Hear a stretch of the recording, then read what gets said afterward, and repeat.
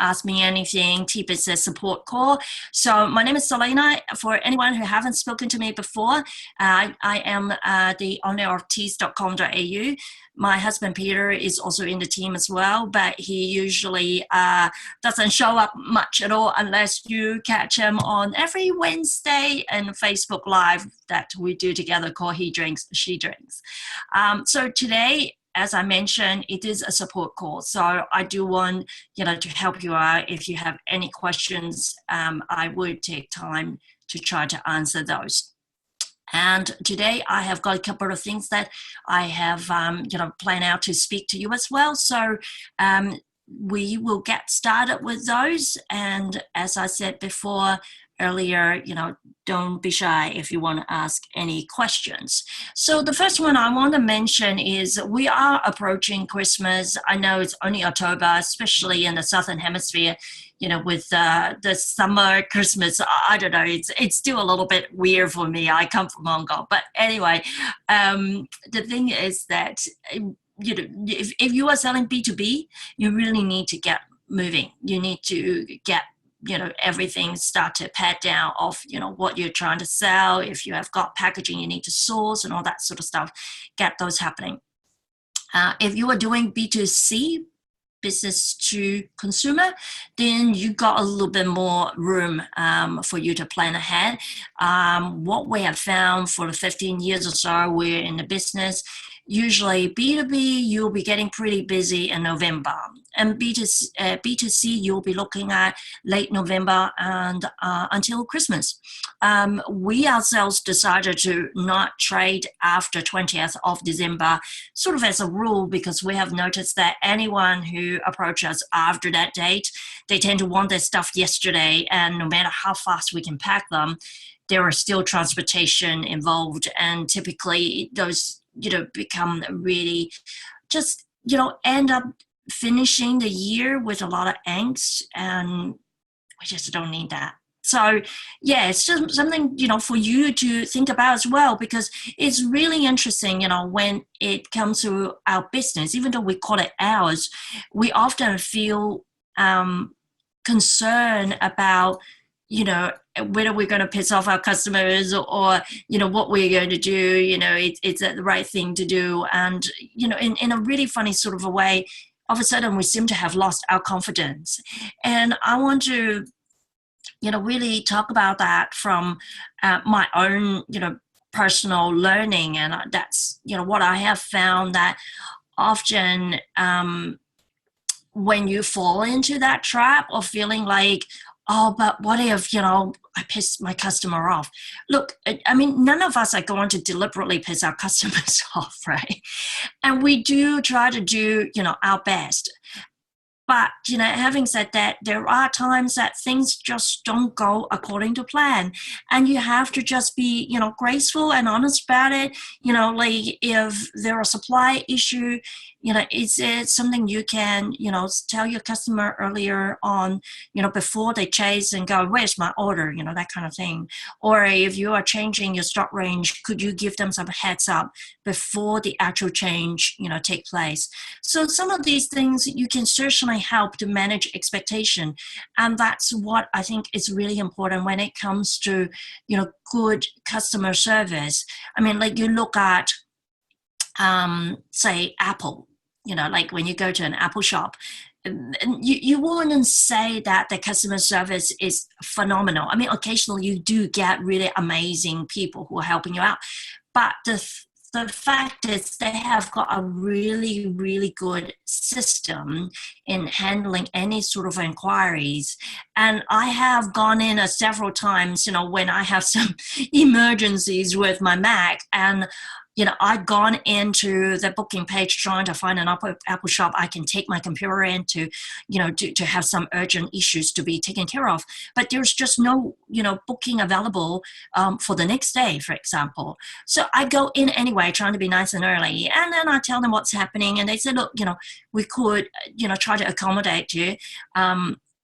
Give us your email address, your phone number. The wait, by the look of it, it's going to be, maybe a couple of hours. We will text you, you will receive the first text, after I have made this, mark you down, for a booking for, looking after your Mac. And then you will get another text 30 minutes or 10 minutes, whatever it is, before someone can, look at your Mac. So, there is a lot of steps there for taking care of the customer's expectation. And I think that is far more important than bending yourself backwards again and again, because this is the other thing. If you keep bending yourself backwards, that's what your customer will expect every single time. And before long, you're going to snap yourself into two. Not ideal. So particularly with Christmas rush and pressure, I think it's really important that, you help your customer to understand, what is reasonable for your business to achieve for them. So moving from there, I want to just talk about the private label tea. So recently, I got a question about how do I come up with my own tea blends. Now, with tea blends, there are certainly a lot of options that you can pick. So I will go through them in a sort of an overview way here. The first one is obviously go for our recipes. They have already been developed. And the thing is that they are already been selling. So you get a feel for something that is already made, and you can use those to test your market. Some of you have already spoken to me, and you know that we welcome you to actually change the name of those tea blends that you buy from us, because at the end of the day, I want you to have that advantage of having those teas with a name that is going to be aligned with your brand. So if you are calling your tea Funky Tea or something, with hip hop names and stuff, then, calling something like Captain's Breakfast or Empress Garden probably really doesn't speak to your tribe. So you're totally welcome to, rename our teas. So that is actually the first way. You don't really need to come up with a recipe in that case. Second one is using our existing tea and adding your personal elements to it. So you might say, oh yeah, I really like this Copenhagen, but I want to add some peppermint to it, then that becomes, your after dinner mint or something, right? The third option, of course, is you come up with recipes. And, in that way, you will need to, work out the percentage of each ingredient, add them up to 100%, and we can blend you a sample, or you might have already experimented with the flavors, so you know exactly what you want. I would generally say, just giving you a tip here, is any blend more than 5 ingredients tend to get a little complicated, and the flavor can get a little bit generically herby, especially with herbal blends.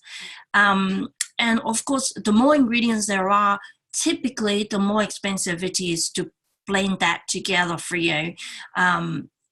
And so, I would say, if you are going down that path, limited down to, say, 3 to 5 ingredients for easy and affordable production, especially if you're looking at a small run.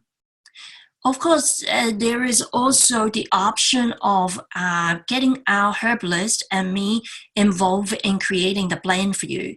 If you're more looking at the herbals or the health benefits of the tea, then our herbalist certainly would be the right person to help you. Or if you're saying, look, I'm really looking for, a very specific, kind of flavor, maybe something like lemon tart flavor or something, right? Then probably I would be the better person to help you out instead of the herbalist.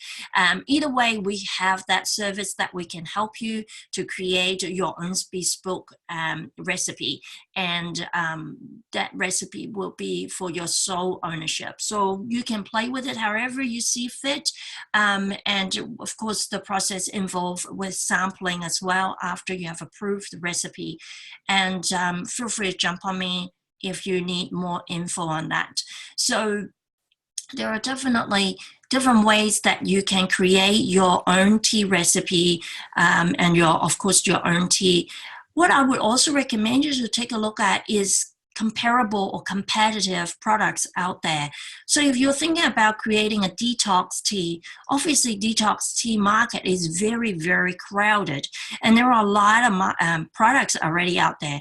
So you need to be honest with yourself, and maybe ask some of your tea drinking friends and family and potential customers what they're looking for. Like, say, I know a lot of people who are trying to find a nice tasting detox tea, and that is really quite hard. I mean, we talked to our herbalist, and the fact is the really effective herbs to detox your body are usually bitter roots. I mean, the name tells you, right? They are not, going to be fantastic tasting. But at the same time, they tend to be really strong, which means that perhaps you use very sparingly, or you only use that blend as an initial detox start of the program, and then you give your customer something else that is a bit softer to drink as a maintenance or something like that. So there are definitely different ways to create your tea recipe, and I welcome the opportunity to speak to you about that. So just let me know. Alrighty, so that's the private label tea, particularly the recipe creation. And again, if you have any other questions, feel free to pop them onto the chat box, or let me know, in the voice as well. And what else? Yes, there is a couple of questions about email marketing. So this is one thing that we find a lot of times the questions come from people who are actually ready to take a bigger commitment with their tea selling or tea business. And I say that from the perspective that a lot of customers, when they first started their tea business, what they have is very much about just selling something that they like. They might like black tea, so they're really wanting to sell more black tea and so on. Now the thing is, after the first sale, and the first sale might be through word of mouth, your friends, church groups, your current connection. But the thing is, the on sale, the repeat sales are where you usually make a bigger profit. And the reason I say this is because, first one, usually you need most effort to convince people to cross the line to buy something from you. So whether you're actually spending money on advertising or time to go to groups to connect with people, there are investment of certain effort, time or money particularly, in order to get those people. And the second order is usually you no longer need to do that convincing because you have already done it the first time. But here's the problem, there is a lot of talk in the market about getting more traffic, getting more customers. Those are fantastic, but the more profitable group is actually the people who are already in your group. So how do you convince them to come back for the second time? That's where email marketing comes in. Because let's just say if you have a customer, who bought it, a month ago, maybe now they are just about to ready to, top up.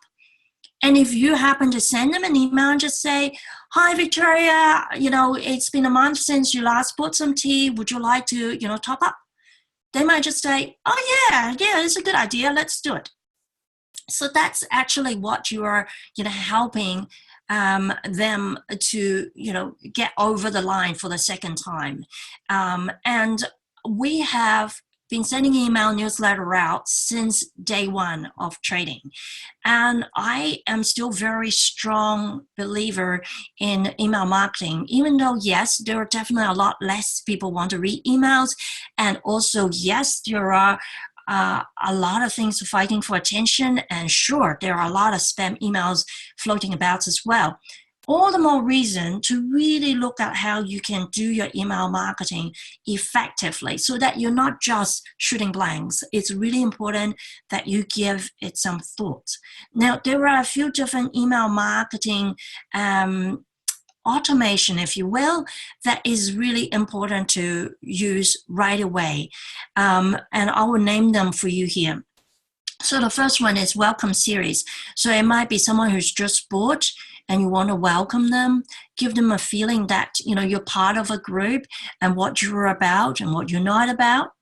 Second thing is abandoned cart email sequence. So those would be you're sending out an email and say, hey, I noticed that, you didn't complete your cart. Is there something, wrong? Is there something I can help? So you are just putting that out graciously to say, hey, I'm just trying to help. Is there something I can do, to help you to, finalize this order? These are not so effective if it's just single emails. It's actually better that at least you build, 3-4 emails, and you don't rapid fire them either. You give them time in between, and that's why they call automation. So imagine the first one come out today, second one come out tomorrow, and the third one maybe come out 3 days later. Give them gaps. So depending on what the purpose is for the email marketing, you may want to have them further apart or have them closer together. And the third one, automation, is getting feedback after they have purchased. So, let's just say they have purchased and you've sent out the order receipt or fulfillment email already today. You might want to send them an email tomorrow or the day after, just giving them another little thank you and, maybe give them a little gift or something. Doesn't need to be, costly. It could be even something electronic, some information about the tea that they bought. Then maybe, let's just imagine you send the parcel out, by Australia Post, and it's within Australia. Let's just say safely, we can say it's about, 10 days. By then they should receive the goods, as well as hopefully has retry it. So at that point, you can send them another email and just say, hey, I guess you have already got your tea. How's it going? Do you like it? Would you like to just drop us a quick line? Just let us know what you think. And again, none of these emails are heavy. You just really want to go light, and you can always offer a little gift at the same time. Just little, some tidbits, about brewing and things like that. And what you can do is from there, again, leading it back to that email I mentioned before, maybe a month down the track, send them another email and just say, hey, it's been a month since you last bought. We just want to see how things are going with you, using this tea. Do you have any questions? Do you know that you can also make it as a nice iced tea, or, what you can do with this tea and stuff like that. So you are, again, trying to be helpful.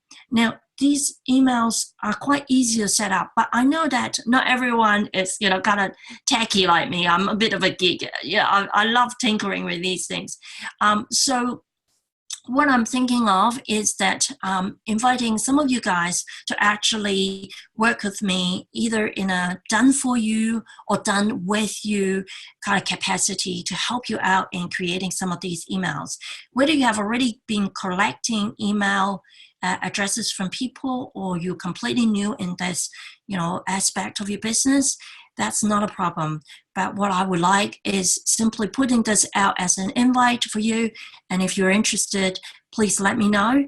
And we can see how we can actually, structure something that is going to be useful for you.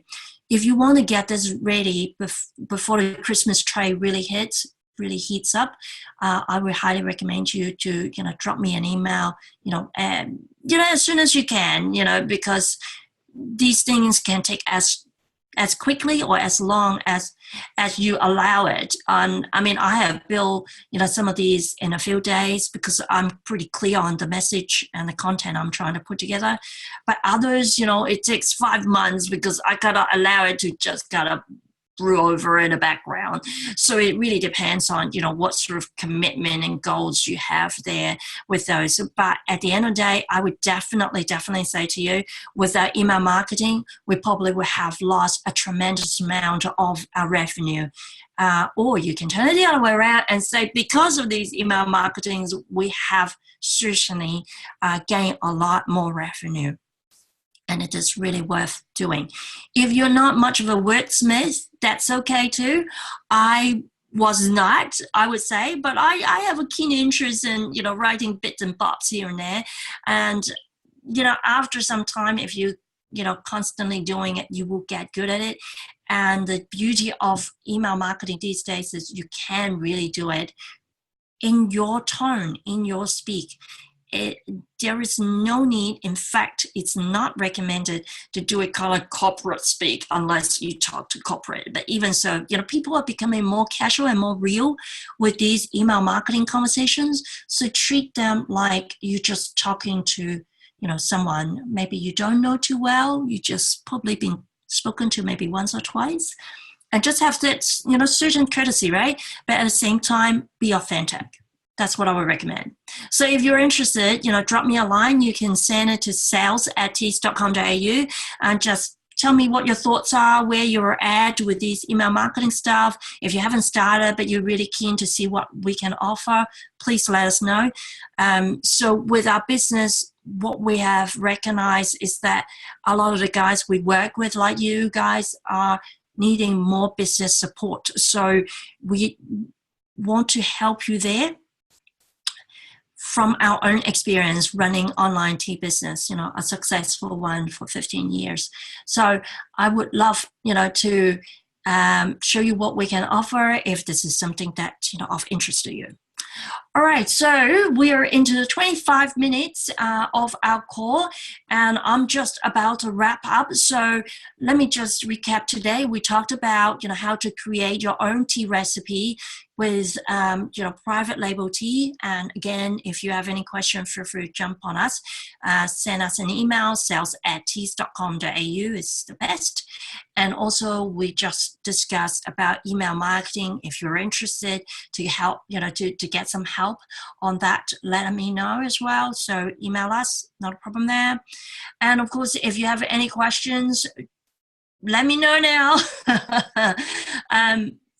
I do collect some, emails throughout the week. So next Thursday, any of them that, I think it would be, worthwhile to share, that would be bringing value to all of you guys, I will, answer them as well online in the Ask Me Anything session. And if you have any feedback about this session at all, feel free to drop me an email as well. And I mentioned that anyone who jump on the live call will get a little goodie from me. So I will tell you that you will be getting a photo pack that I put together of photos that you can use. So if you are interested, just send me an email, sales@tees.com.au, and just in the subject line mention about the photo pack, and I will be whipping that link over to you to share those photos for you, so you can actually use it in social posts or your promotional materials or your website. That's okay. The only thing I'm asking you to do is not to resell them. So other than that, you're welcome to use it for your business. This is a gift from us to you to help you to support your business. So with that said, thank you for participating in the call today. It is being recorded, so I will pop that online later on, and you will be able to find it on our website, tees.com.au. If you scroll all the way down to the bottom of the site, there is a link called the Tea Business Tips. That's actually where our tea business blogs and articles and informations are. So feel free to jump on there and look up, some of the really fantastic information there. And again, if we can support you, above and beyond just providing the tea for you, because we know that that is such a small part of the business in many ways. In order to get you into a profitable spot with your tea, you need a lot more, support, and also a lot more skills yourself, to get there. So have a fantastic week, and Christmas is just around the corner. So if there's anything we can help you to get your tea ready to sell, your tea website ready to sell for your Christmas tray, jump on us, sales@tees.com.au. Take care, everyone. Catch you hopefully next Thursday at 11 o'clock again. Bye.